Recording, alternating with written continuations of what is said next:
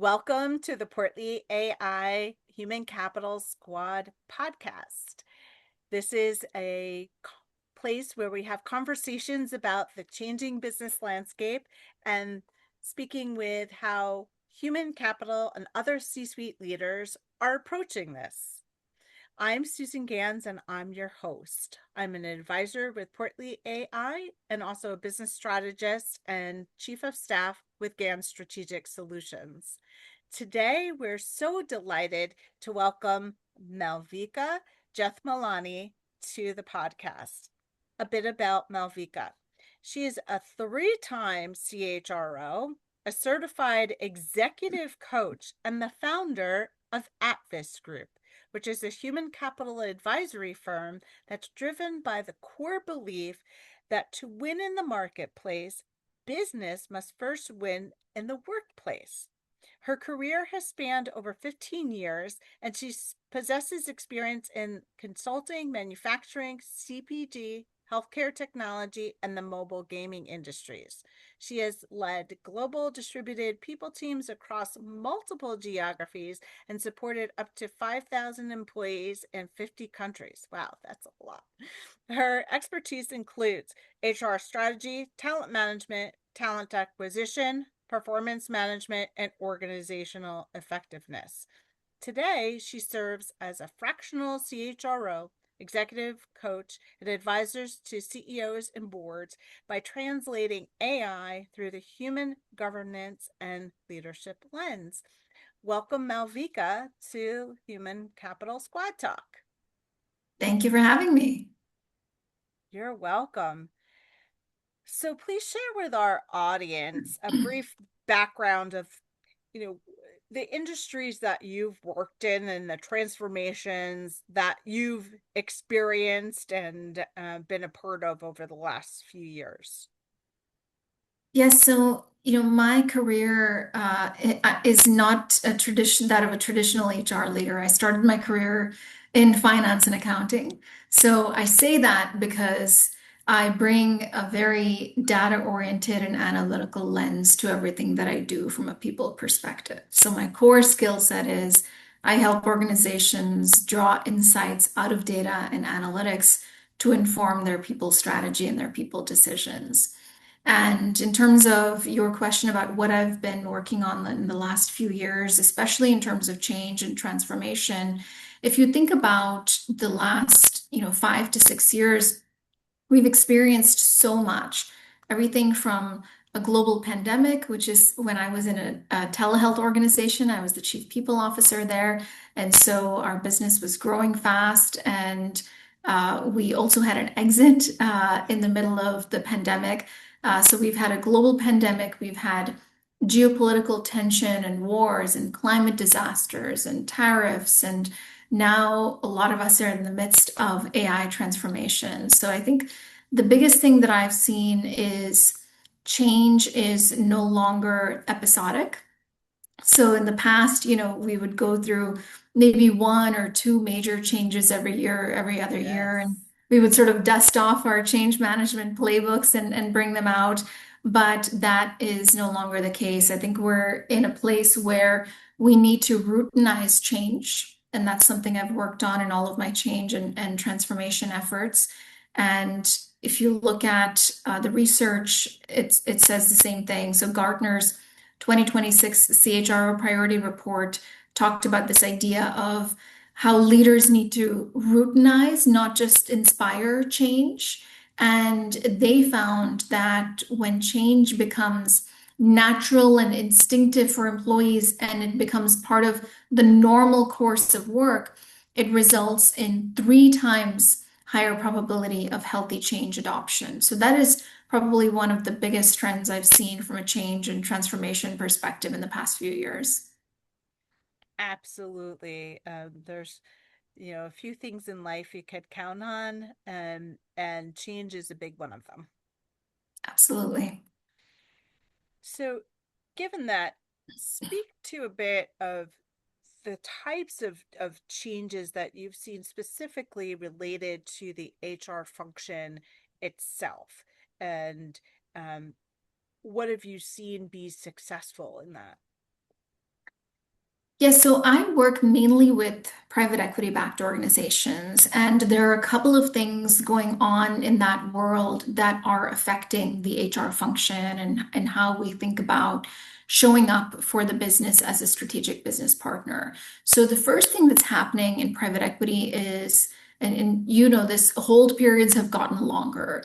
The average hold period is now around 6 years, according to a recent report that I read. So what that means is at the private equity firm level, the operating partner role is in the limelight again. And what that means from a portfolio company perspective is there's much more emphasis on the value creation plan and on driving operational improvements. And there is much more of an emphasis on driving profitable and sustainable growth rather than growth for growth's sake, and more of an emphasis on getting to positive EBITDA. And so you can imagine the implications of all of those priorities for the people related work. So, what that means is we're having to be much more thoughtful and deliberate about hiring. We're having to be much more thoughtful about tying the work that we're doing in HR, tying the people outcomes to the business outcomes.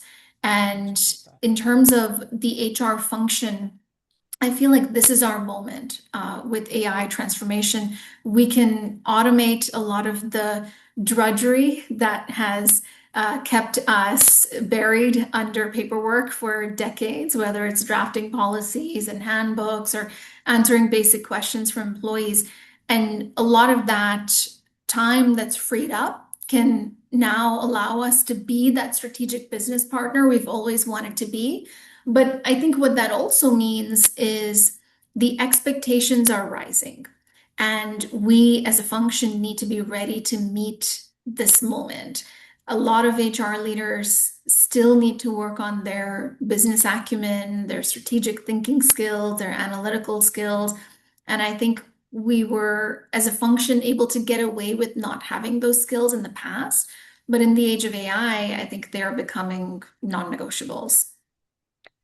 100%. I couldn't agree more with you. And one of the things I really appreciate about your background is your accounting and finance background, because it is that broader experience that is going to be valued. And, you know, there's research out there and writings about everyone at the C-suite level knowing about the business more broadly and knowing about each function and being curious about that.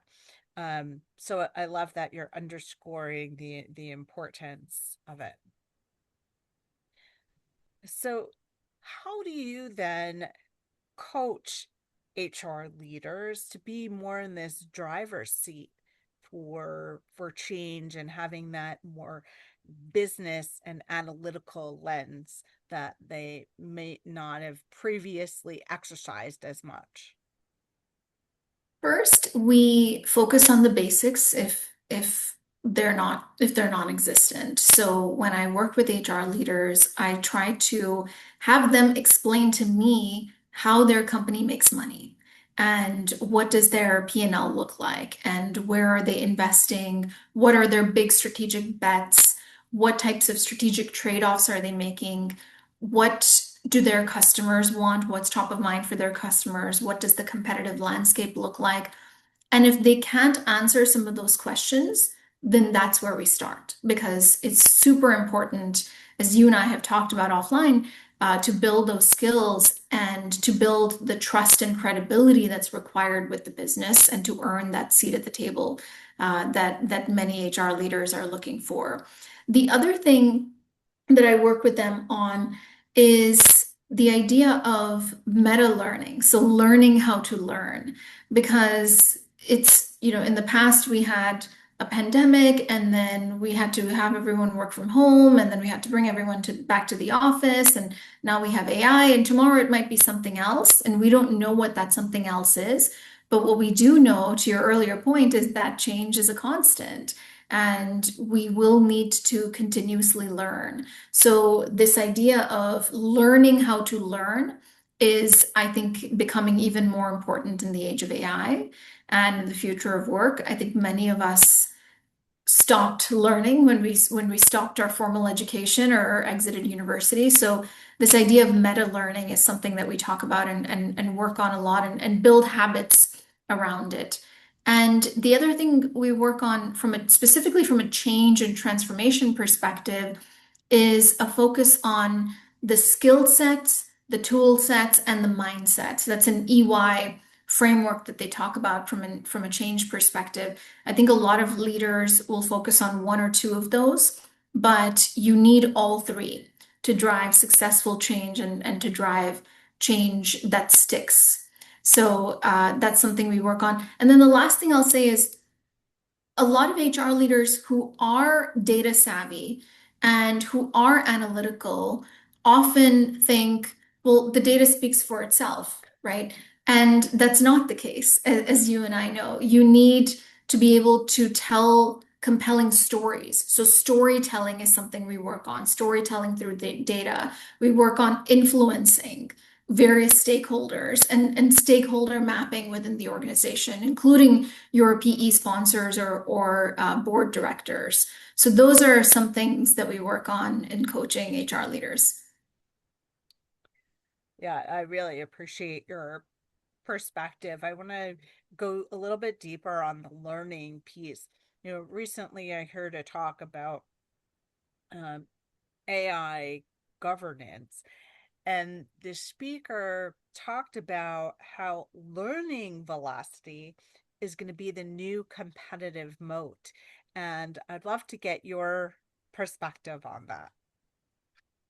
I couldn't agree more with the point that the speaker made. And I think we need to get better, many of us, at building habits, starting with micro habits around learning and being very deliberate and thoughtful about carving out the time to learn. I think many of us think that learning is something that sits outside of our day-to-day work or takes away from our day-to-day work. But I think the best way to learn is to embed learning into your work.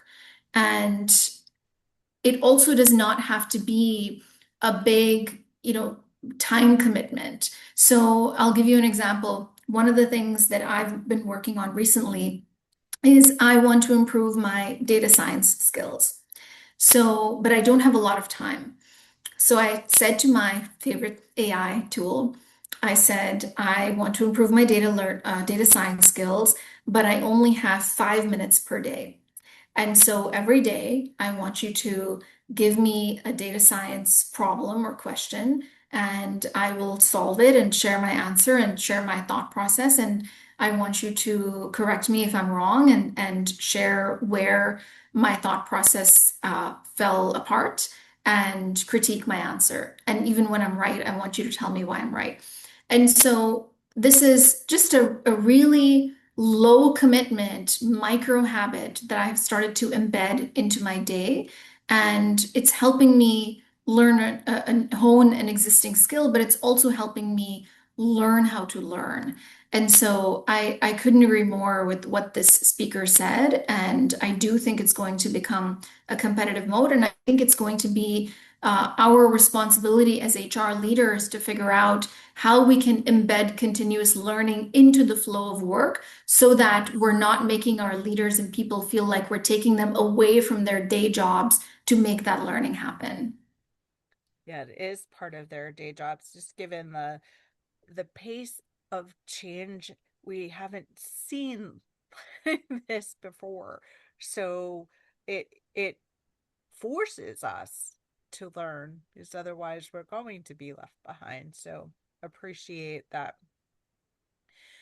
So what would you say are the skill sets that are going to be even more meaningful as we navigate forward in this AI era? I think we are in a time where acquiring knowledge and expertise is becoming easier and easier with the help of AI, like my data science example that I gave, right? And we are in a time where the technical skills are becoming more and more commoditized. And as a result, I think the human skills are going to gain more importance. So, one of the frameworks that I found really helpful around this question that you're asking is a framework called HUMIX, HUMICS, HUMIX. It's a framework that was introduced in a book called Irreplaceable. It's by this gentleman by the name of Pascal Bornet.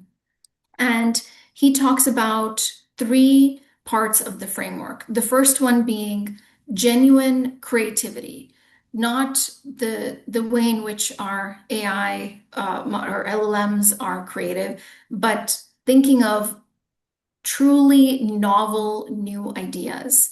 And he makes the claim that only humans can do that, not remixing old ideas like LLMs do. The second thing he talks about are critical thinking skills. So this includes things like asking the second order questions, even asking the ethical questions, and thinking about our own thinking. So metacognition is a part of that. And the third skill that he talks about is this idea of social authenticity. So building and nurturing relationships. And he talks about how these are skills that are innate. So he gives the example of children playing on a playground. So if you look at children on a playground, they're constantly inventing new games. And that's the creativity part of it. And when one of the kids breaks the rules or does something that's questionable, they question each other and introduce new rules. That's critical thinking at play. And when a new kid walks onto the playground, they invite that kid in to come and play with them. That's social authenticity. And so he talks about how some of these skills are innate and we've lost them and lost the ability to hone them along the way. And it's really important for us to continue to work on these three sets of skills in the age of AI. And he believes they will make us irreplaceable, hence the name of the book, Irreplaceable. So I have many thoughts on this, but that's one framework that I've found to be really helpful. And can you give me an example and our audience an example of how you might have seen this play out in one of your consulting engagements, if you can tease that out, or something you've seen in practice using this framework? Yes, so as we manage various change and transformation initiatives, there are various points at which these skills become apparent. So, in terms of creative thinking, I'm constantly working with organizations that are coming up with new ways of working and new ways of doing things. So, for example, one of my clients was a CPG company, and in our work with them, we decided to introduce the idea of dynamic teaming. And so that was them flexing their creative skills. So instead of being restricted by the rigidity of their org chart and org structure, what they did within their HR team is they created dynamic, or as they called them, flex teams. So they would work on an outcome-based or project-based basis. So they would first start with what is the business outcome that we need to drive, and then pull together a team that was fit for purpose to drive that outcome. So, for example, if you were working on improving your talent acquisition process, you might bring in a recruiter, a people analytics person, and maybe a talent management person. So that was them kind of flexing their creative thinking skills. And then as we moved through the process and we looked at the data around where things were breaking down in their talent acquisition process, they were using their critical thinking skills to ask the second order questions, to ask what was the root cause of this breakdown here? Or when we introduce this new piece of tech, how is that going to impact the candidate experience? How do we feel from an ethical AI and responsible AI perspective about implementing this tool? And then the idea of social authenticity. They were every step of the way, they were building relationships with hiring managers in the organization and bringing hiring managers and employees into the conversation to get their feedback. And I call that the IKEA process or the IKEA effect, where when people build something themselves, they are much more likely to buy into that change. It's like that old wobbly bookshelf that you may have Yes. built from IKEA, right? It may not be perfect, but you love it because you built it with your own two hands. And so they created that social authenticity by bringing people into the process so that the hiring managers felt like they were a part of the change rather than the change being done to them. So that was one example where I've seen the HUMIX framework play out. Fantastic. Really appreciate that. Switching gears a little bit, what is something in your background that we might be surprised to learn about? I don't know that I have talked about this before, but I don't know that a lot of people know this. My first job was, I was 16, and my first job was in the Geek Squad at Best Buy. I So love it. I was repairing and building computers, and that was I think one of the first times in my life that I fell in love with technology. So there you go. Well, now I know who to call when I have my Yes. technology issues. That's fun. Thank you for playing along with that one. What is a word or a phrase that you think best describes the change process, the transformation process, and tell us why you've chosen that word or phrase? I think the one word I would use here is courage. I think we are in a time where there's so much ambiguity. So much about the future is unclear. And I think we are truly in a time where, for the first time, we truly don't know what the world will look like in 10 years. And what that means is leaders need to show up with a lot of courage and make tough decisions and make the tough calls and make the unpopular decisions at times. And when things don't go to plan, they also need to have the courage to take those learnings and continue to persist and keep at it. So that's why I would say courage. Yeah, I think that's appropriate. And I'm thinking back to a presentation I saw recently by Ethan Malik, the author of Co-Intelligence. Another And book that I love. yes, me too, big fan. Um, and he is very humble and he talks about we all don't know what the future's going to look like. So he made it kind of okay, that psychological safety to go try out new things. Go try it out. What's the worst that can happen? Okay, so you learn something.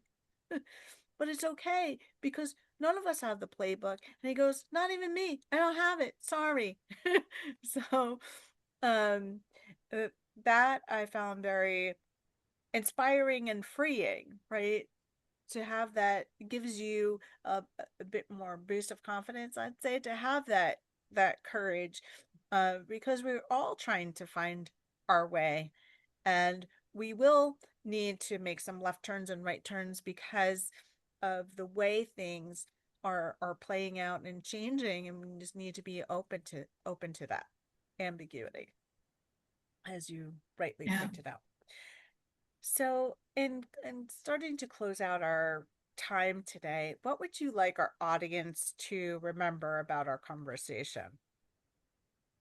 I think I would want people to remember that AI will absolutely change how we work, but our real advantage comes from our human judgment, our creativity, our ability to build trust and relationships with each other.